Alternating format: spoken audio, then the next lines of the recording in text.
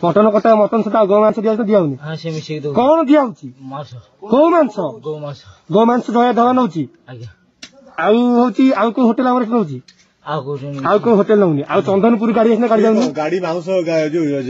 मांस नौ चर्बी नौ सब नौ ना कौन नौ कह मांस नौ जो मटन ने पकाऊ मटन ने पकाऊ 20 किलो 30 किलो नौ पकाऊ कौन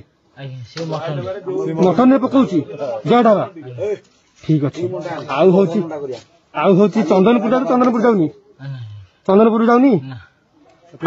पुरी पुरी जाऊनी पुरी आउची रंखा बाबू न पुरी को जगह कटा होची पुरी रे सेठी काटू नांती गां रे हमर कटा होची पुरी कथा का पुरी रे कोन पुरी रे किए रंका आउ किए काटुची के गां रे काटू कटड़ गई नहीं पुरी रे की काटुची निजे घर ना कोठी नहीं हम गां रे तम गां रे सी काटुची से नेकी जाउसेंती काटिकी नेकी जाउसी आज्ञा कोठी काटिची से हम माने अहमदपुर रे से काटिकी बाबू ने नेकी जाउची केते नौची केते 5 किलो क्विंटल नौची 5 किलो 6 किलो पूजा करिया को